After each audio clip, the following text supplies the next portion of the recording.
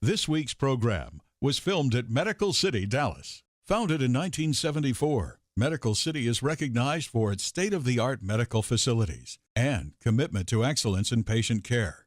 Located in Dallas, Texas, the hospital's medical team consists of more than 1,150 physicians, many of whom are recognized as the world's best in their specialties.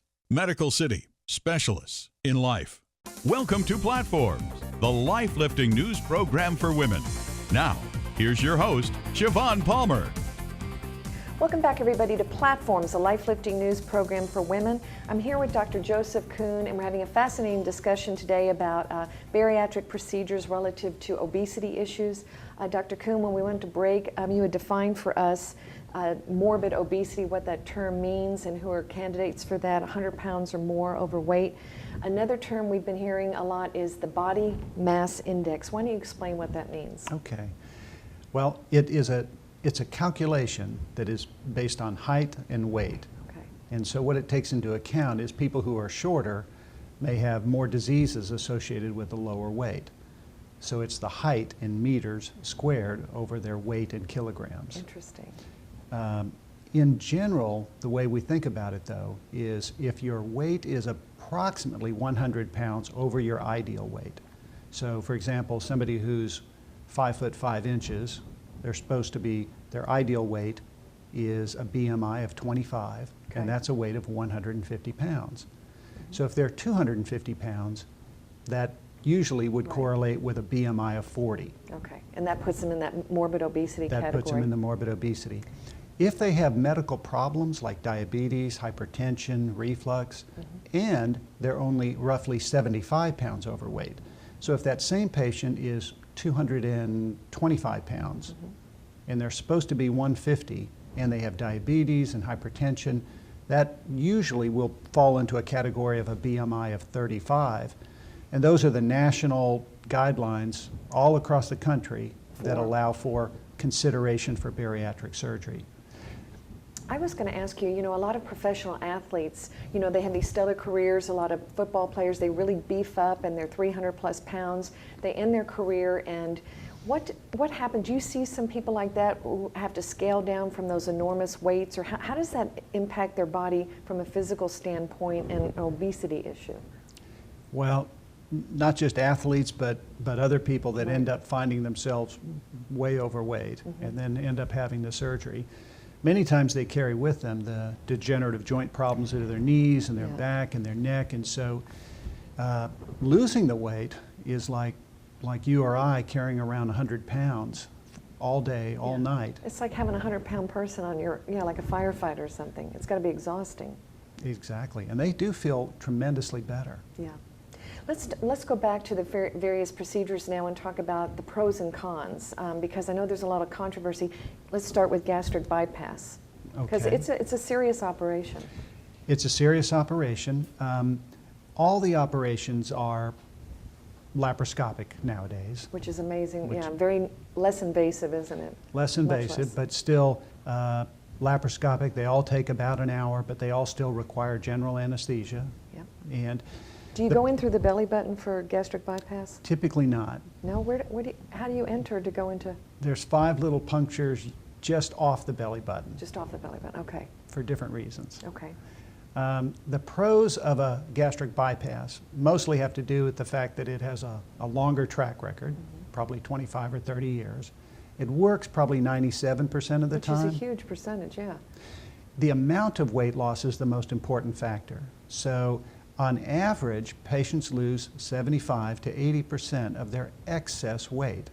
And over what period of time typically? They typically will lose that over 1 year. Wow. And, Wow. and so it gives you the best weight loss. The other pros are that the hunger is decreased, the nature of the surgery, if you eat sugar, it tends to make you feel ill, and so it has a behavior modification tool. Some people consider that to be a con also, but it makes it hard to eat sweets. Yeah.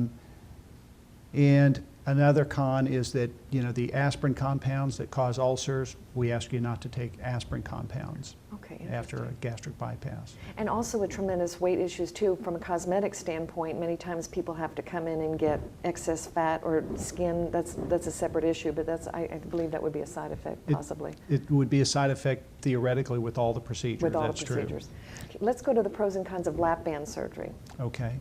The pros of the band surgery is that it's the most reversible in the sense that it Okay. could go in and you could cut it out pretty easily.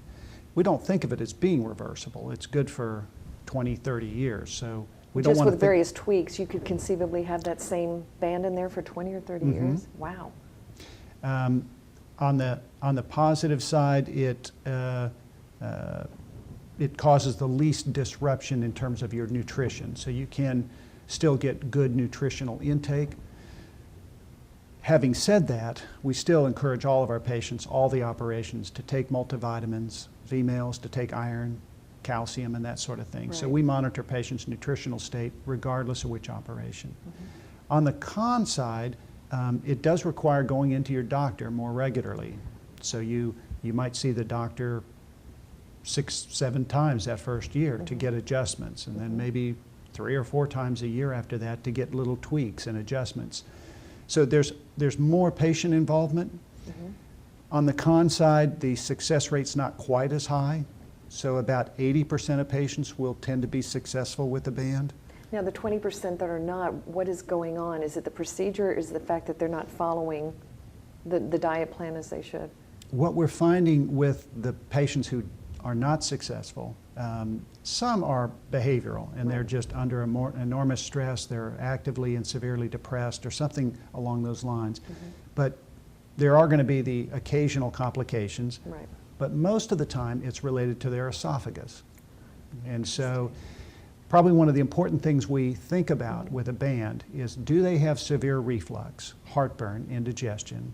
So if they're on daily medicine, or we do a swallow study and we find that they have a lot of acid reflux coming up, sometimes when we put a band on that patient, they might feel worse. Interesting. So from our standpoint, one of the cons are that it doesn't sort of solve their reflux in most cases, and that could be a circumstance where we would think of an alternative procedure. Right. I'll share a story with you. I had a friend that I had dinner with recently, and she had had a lap band procedure, and she ate a little bit too much bread or something, and she had to excuse herself from the restaurant, and she went and walked up and down a little bit to kind of get the flow back through her stomach. So I saw firsthand some of these challenges with that kind of procedure, although she's had an amazing weight loss. There probably are more episodes of unexpected food getting stuck with a band. Right. So more episodes of vomiting, but again, it has to do with choosing the right foods. Absolutely. Dr. Kuhn, we got to go to break, but when we come back, we'll finish this conversation. Fascinating. We'll talk about the sleeve procedure and then the revision. Folks, this is Siobhan Palmer with Platforms, a life-lifting news program for women. We'll be back in a moment.